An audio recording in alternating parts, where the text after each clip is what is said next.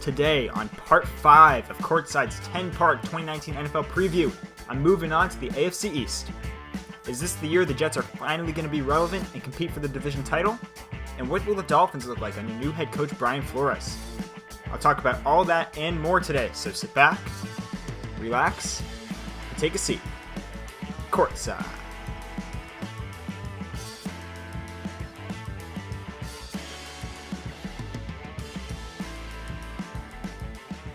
Hello there and welcome to episode 30 of Courtside. I am your host, Andrew Cohen. Today's part 5 of Courtside's 10-part 2019 NFL preview. We're already halfway through this big series leading into the 2019 NFL season. If you have not already, go check out the first 4 parts of the NFL preview. In every episode, I talked about a different NFC division. I talked about every NFC team. I would highly suggest go checking that out. And if you're liking all of the content here on the Courtside podcast, I'd really appreciate it if you went ahead and subscribed to the podcast wherever you may be listening, like the podcast on YouTube, and also to follow the podcast on Twitter at the Courtside Pod. Link to the Twitter page will be in the description. Anyways, a reminder about how these episodes are going to go. I'm going to talk about every team in the division for about 5 to 6 minutes in the order I think they're going to stack up by the end of the year. For each team, I'll give you 3 storylines and or players that I'm going to be watching throughout the NFL season, and I'll also give you my projected record for each team. Once again, I've said this a lot, but to predict every team's record, I have gone through and predicted every single game for the 2019 NFL season, so I have a good baseline for how well I think every team is going to do. All the records, I think, are going to add up, and again, I predicted every single game. I've looked at these teams very, very closely. With that out of the way, though, let's get to the New England Patriots, team I have finishing first in the AFC East division once again. So here's the first thing I'm watching this year. It's the offensive line. And so the Patriots lost left tackle Trent Brown this offseason. He signed with the Raiders in free agency. However, they appear to have the next left tackle. They drafted left tackle Isaiah Wynn in the 2018 first round. I think it was out of Georgia. Tore his Achilles last year during the preseason, and he's coming back this year. He's looked pretty solid in camp from what I've heard. He's looked good in the preseason games, so that's fine. Except, just as the offensive line started to look like it was coming together, David Andrews is suffering from blood clots in his lungs. He appears to be out for the season. He's at least out for 3 to 6 months. I think he's out for the year, just based off the track record with blood clots. That's a huge loss for this Patriots team. And just the last 2 to 3 days, they've traded for 3 different offensive linemen.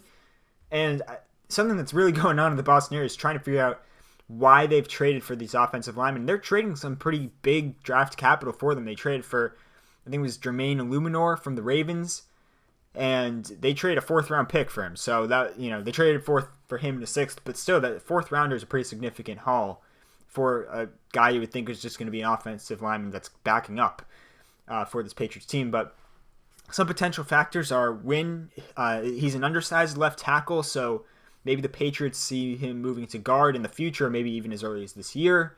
So maybe did they trade for a guy they think could start at left tackle, right? Or maybe the Patriots don't have anybody currently on the roster they trust that can start in place of David Andrews at center for 16 games this year, right? And maybe they're moving Wynn to left guard and their current left guard Joe Tooney center. There's a lot of different potential scenarios here. And they traded today for Russell Bodine, center from the Buffalo Bills. According to Pro Football Focus, he did not give up a single sack, and I believe 10 starts last year for Buffalo. So he's pretty solid. Hopefully he can fill in the hole left by David Andrews. But there's a lot of question marks in the O-line, and obviously the coaching staff sees it because they've traded for 3 guys in the last couple of days. But this offensive line was supposed to be very deep, very strong. Now I think you're starting to see some holes and some weaknesses. That would be definitely something to watch in the 2019 season. Storyline number 2, maybe the number 1 storyline to watch. It's the wide receiver group. So there's just a ton of uncertainty at receiver for the Patriots, just on the depth chart. And this is assuming none of these guys get cut, although I think they're going to make the roster. You have Julian Edelman, who's 33 years old, a lot of wear and tear. He gets hit hard, or he takes a beating every time out there. He hurt his left thumb in the offseason. He's coming back from that. Heard it seemed to re-aggravate in the preseason game on Thursday, so that's something to watch.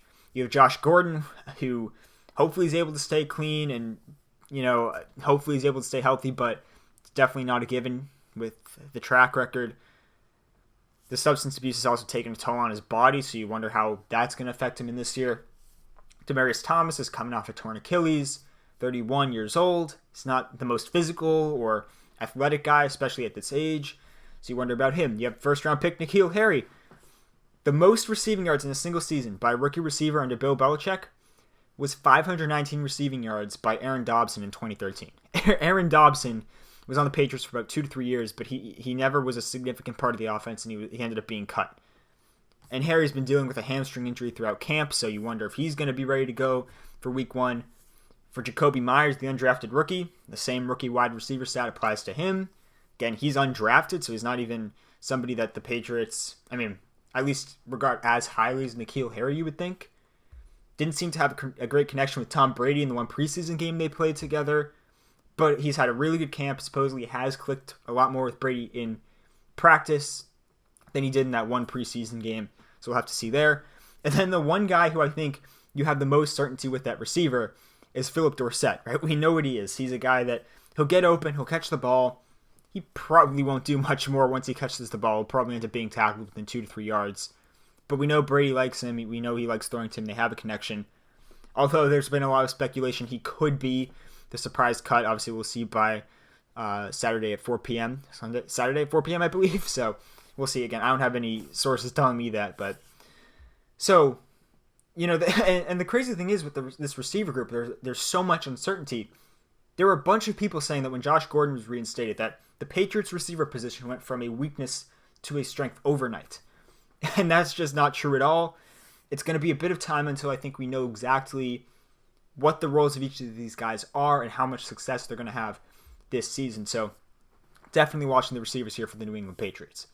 But finally, I've said this is the biggest thing for every one of these, but the defense on this team looks really, really good.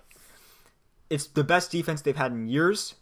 It's at least the best since 2014 when they won the Super Bowl against the Seahawks. That year they had Darrelle Revis at corner. They had Chandler Jones, Jamie Collins, Dante Hightower, linebacker, all younger than they are now. Of course, they have Collins and Hightower now.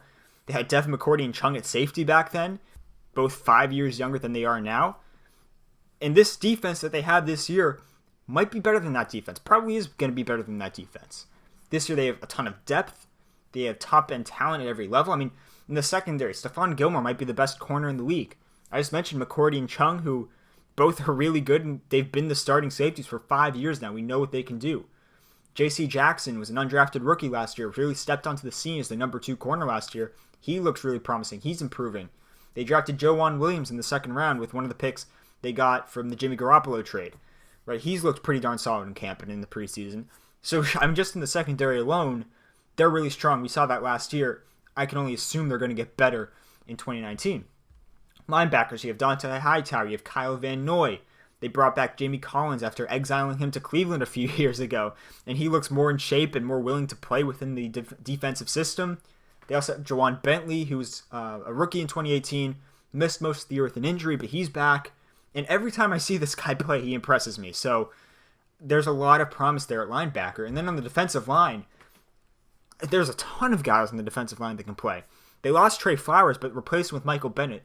They're not skipping a beat there at that position. Bennett is going to really help with the pass rush. They still have Lawrence Guy in the middle of that defensive line. They also signed in the offseason, they signed Mike Pennell from the Jets to a 2-year deal, where he's a defensive lineman. They ended up cutting him in training camp because he was outplayed by Danny Shelton. Danny Shelton looks awesome. He's going to get a lot of run this year. He should have a big impact.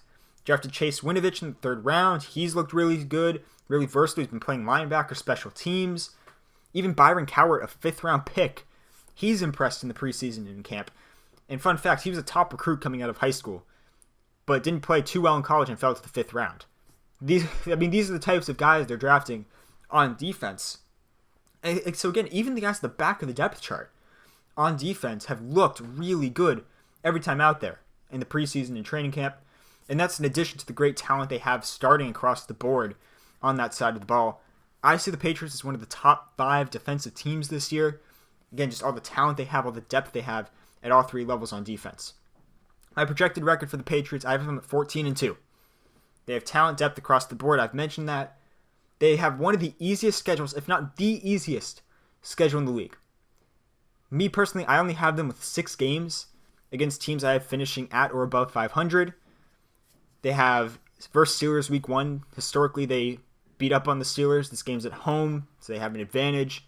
Both teams, by the way, have looked really good in training camp in the preseason, so that one's going to be a tough game right off the bat, but I see the Patriots winning.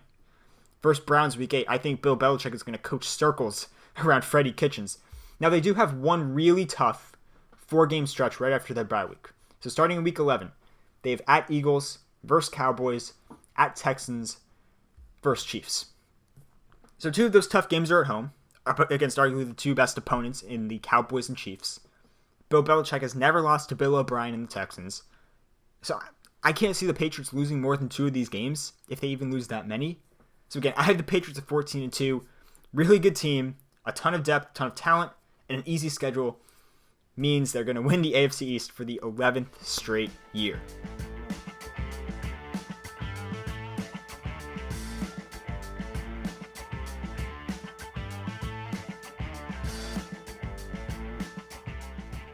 All right, let's talk about the New York Jets, shall we?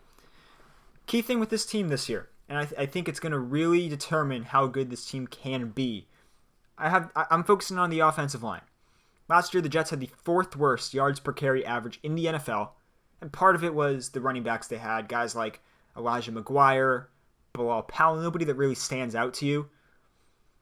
But I think the main problem with the running game last year was the offensive line not being able to run block effectively. This offseason, they went ahead, they added Kelechi Osemele. They also added center Ryan Khalil, who they had to get out of retirement, by the way. Both guys have their fair share of question marks, though. So I'm not sure how much better the offensive line really projects to be this year. I mean, last year the Jets did a good enough job of pass protecting, so there's really no problem. There's no question about that. I don't worry about pass protection as much. But the running game is really going to be huge for this team. They invested a lot of money in Le'Veon Bell. And here's the thing which I think is going to be really interesting here. Le'Veon Bell is known as being a patient runner, right? He's going to survey the defense. He's going to look at the defense and figure out what cut to make, right? He's going to be very patient in the backfield. And you can do that in Pittsburgh, where you have guys like Marquise Pouncey and David DeCastro and Alejandro Villanueva, like top-end offensive linemen. You can afford to do that because they're going to create the holes for long enough for Le'Veon Bell to run through them. I'm not sure he's going to be able to do it as effectively or as often this season with the Jets.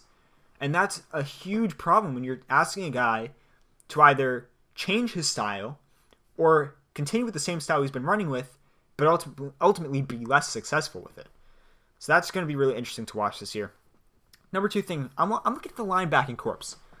So the Jets play 3-4 defense, and originally it was supposed to have C.J. Mosley and Avery Williamson in the middle of it, 2 guys that are both great field generals in the middle of the field. They can cover, they can tackle, they can do a lot of different things. Avery Williamson tore his ACL, he's out for the season. Okay. And all of a sudden, Jets linebacker depth is it seems pretty thin. It all of a sudden seems pretty thin outside of C.J. Mosley. I mean, you have guys like Neville Hewitt replacing Williamson at inside linebacker. Then guys like Jordan Jenkins and Brandon Copeland at outside linebacker. There's not a lot of talent there, right?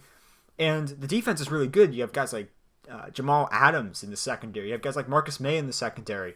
On the defensive line, Leonard Williams. They drafted, I think, Quinnen Williams as well. They have talent in the secondary and the D-line, and then they only have 1 guy at linebacker now. I think that has a big chance to hurt a defense that is strong really elsewhere. Again, in the D-line and the secondary, they're really strong. I think a weak linebacking corps could really hurt what could be a really strong defense in 2019. And finally, of course, we got to look at Sam Darnold. And the quarterback is a person to watch in a lot of these teams for a good reason. Listen, I think the Jets did an amazing job of surrounding Darnold with a lot of key pieces this offseason, right? They added Le'Veon Bell, who I mentioned. They signed Jameson Crowder, a very good slot receiver. As I mentioned before, right, they added 2 offensive linemen, although, again, we have to see how that pans out. They got a new coach. They got an offensive-minded coach, a quote-unquote quarterback whisperer with Adam Gase. So now all the pressure, though, it's on Sam Darnold, right? Management looks at this and says, we've given you all these pieces. We're surrounding you with good pieces. Now you need to perform. It's up to you. And listen, I thought he finished the season strong last year. All the reports have said he looked really good in camp. I think he can play. But the question is, how successful is he going to be this season? Right? Does he outplay the other quarterbacks in his draft? Right? Baker Mayfield, Josh Allen, Lamar Jackson. Right? Does he have more success than those guys? We'll have to see. Ultimately, I do think that's one of the keys, maybe the biggest key for the Jets in 2019. I have the Jets at 7-9. I like the Jets. I do. They're a good team this year. They're definitely going in the right direction. They've drafted well. They have a promising young quarterback, strong defense. They do have, though, a really tough stretch of games built right into the beginning of the schedule. Week 2 versus Browns. Week 3 at Patriots. They do have a bye week in week 4, so they get a little bit of a break. They come back from the bye week, though, at Eagles, versus Cowboys, versus Patriots, at Jaguars. That is a tough stretch of games. I have all those teams over 500 and competing for a playoff spot and division titles. It's also very early in the year when this team's still going to be adjusting to the new head coach and having a lot of new players, right? They have to adjust to all of that. There's going to be a period of adjustment there, and they're just running into these tough teams early in the year. Now, later in the year, the schedule opens up a little bit, and I think they're going to start to win some games at their stride. I don't think they're ultimately going to get a ton of wins. Again, I see them as a 7-8 win team. But ultimately, I think they are going to be, at the end of the year, you're going to wonder if they could potentially sneak in a wild card spot. But overall, I have the Jets at 7-9, but moving in the right direction.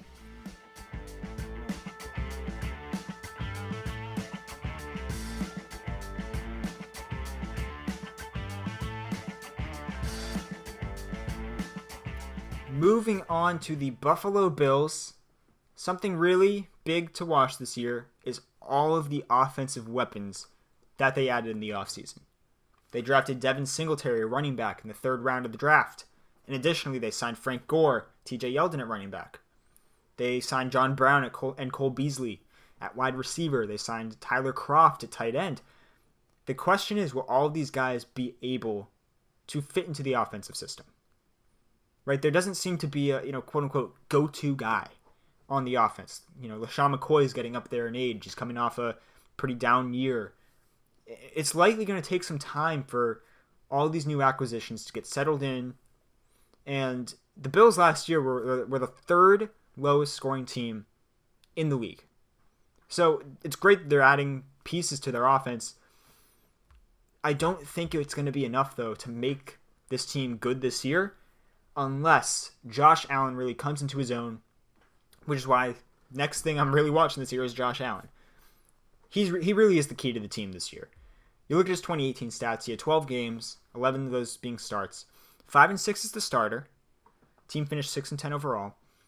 169 completions on 320 attempts, which is only a 52.8 completion percentage, which is really low. That is really low. Only 2,000 yards passing, 10 touchdowns to 12 picks is pretty bad. That's not very good. He relied a lot on his legs, right? 89 rushes for 631 yards, 8 touchdowns. So he's very good running the football, but he lacked a pocket presence, right? He was always looking to escape the pocket and make plays with his legs. I don't love that out of my quarterback, right? When you were drafted to be a guy that could stand in the pocket and make throws, I don't love you being so scared to stay in the pocket that you have to run out and try to make plays with your legs. He also never passed for more than 245 yards in a single game. That's pretty concerning. And yeah, part of it is there wasn't a lot of talent around him offensively, but, and again, that's why the Bills made a lot of acquisitions this offseason. But again, do those acquisitions matter if Josh Allen doesn't play well? No, they really don't. Which again is why Josh Allen is the key to the season. But the reports in camp are he's still having troubles with his accuracy. So, that's probably going to translate into the regular season, you would think. And overall, I just have a lot of concerns with him. And I'm just not sure he's the quarterback that can help this team win football games this year. I think he's still kind of a project guy that you have to work with. And unfortunately, they don't have an offensive coach, although they still have a very good coach in Sean McDermott. Third thing to watch here is this defense. And on paper, this defense is really good, right? And Last year, you wonder how a team managed to win 6 games with Josh Allen as its quarterback? Yeah, it was the defense. It was the defense. They were, the best defense against the pass last year. Only gave up 179 yards per game, best in the league. They were also second last year in terms of just overall yards allowed, which is really good, right? They're not allowing a ton of yards. They have good players at every level.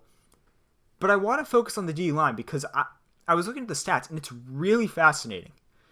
So they have some good players, right? Pass rushers, they have Trent Murphy, Shaq Lawson, Jerry Hughes. They got run stuffers and Star Lutulele. Last year they had Kyle Williams, who retired. They're replacing with first-round pick Ed Oliver. So it looks like a pretty good offensive line. What's the problem? Well, 7th fewest sacks in the league last year, and we're 17th in rushing yards allowed per game. So they have good players in the D-line, yet it didn't show up in the stat sheet, right? It doesn't show up in the stats. So as good as I think the Bills' defense is, you have to wonder, where was the production from the defensive line, right? And that worries me heading into 2019, right? You have a good defensive line, you have players, but they're not producing. That, again, it is worrying to me. Overall, I have the Bills at 5-11. Yes, the team got better on paper, and a lot of the guys they had last year you expect to improve because a lot of them are young, and the defense is going to be tough to go up against. But I have obviously my concerns about Josh Allen. I think there's going to be an adjustment period offensively with all the new guys they brought in. Here's the other thing too. Their last 5 games. I have them heading into week 12, I think. Week 12? Week 13? I don't know. Heading into the last 5 games. 5-5. I have them starting off 5-5. Oh, sorry, 5-6. I have them starting off 5-6. And then they go at Cowboys versus Ravens, at Steelers, at Patriots versus Jets to finish off the year. I really cannot say with confidence that the Bills can win more than one of those 5 games. So, which is why, once again, I have the Bills finishing at 5-11 in 2019.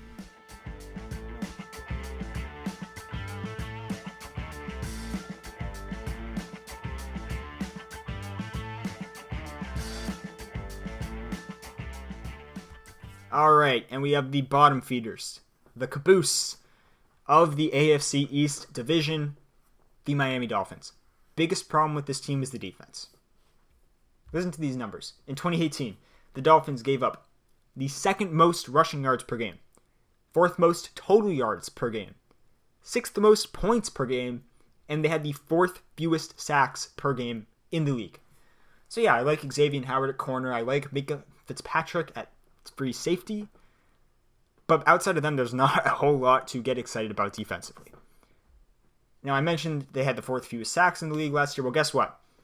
Their 2 top pass rushers, Cameron Wake, Robert Quinn, both had the most sacks on the team last year. They both left in free agency. So, now they did draft Christian Wilkins in the 1st round on the D-line, so we'll see how he does. But the Dolphins' defense is losing talent faster than it's building it. And that is very scary for a defense that was already very weak last year. And I get it, they hired a defensive head coach who had a lot of success last year with the Patriots. But again, talent-wise, the defense is scary bad. Number 2, the offensive line. Speaking of scary bad, how about this offensive line? I think they're one of the 2 worst offensive lines in football with the Texans. Last year, the Dolphins O-line, they were one of the worst in football too last year. Tied for 5th in sacks given up with 52. And they lost their starting right tackle, Jawan James, in free agency to the Broncos. So that's great. Something very indicative of their offensive line, by the way.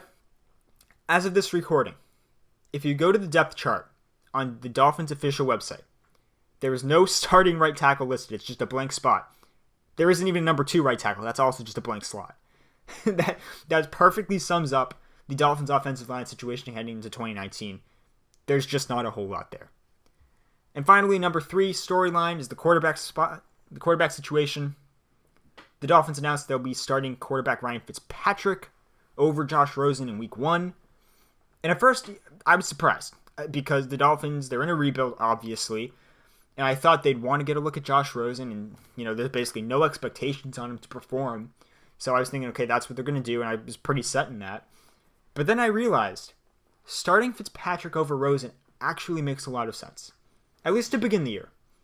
So last year, the Cardinals started Sam Bradford for only 3 games before making the move to Rosen, and we all know that offensive system was bad. Rosen didn't get any opportunity to sit behind and learn from an NFL veteran. He just gets thrown in there with a bad offensive system, and he wasn't very effective. And I think Brian Flores and the Dolphins are being smart here because they're giving Rosen the opportunity to sit behind Fitzpatrick, an NFL veteran, NFL journeyman, and learn from him. I think that's really smart. I'm not sure how long Fitzpatrick lasts in that role, right? If he starts to struggle, I'm sure they'll move on to Rosen and give him some starts, but I really do like the idea of having Rosen start sitting behind Fitzpatrick to begin the year. Projected record here, I got him at 2-14. I mean, they're just not very good. I think they're the worst team in football this year. The O-line is, again, one of the 2 to 3 worst in the league. The defense, even with a good defensive coach in Brian Flores, it's still going to be one of the worst in the league. They just don't have the talent on that side of the ball. And every day it feels like we get a new rumor about a Dolphins player potentially being traded or released. I mean, they released veteran safety T.J. McDonald in the past week. There are rumors they're looking to move on from Kenny Stills, maybe their top receiver. Kiko Alonso reportedly requested a trade today. So, I mean, every single day it just seems like somebody else is about to be shipped out of Miami. And yeah, they have some good players like Xavier Howard and Minka Fitzpatrick on defense and Laramie Tunsil on offense. But, I mean, overall, from a personnel standpoint, the Dolphins are a mess right now. And I expect that to be reflected in their 2019 record, which again, I have at 2-14.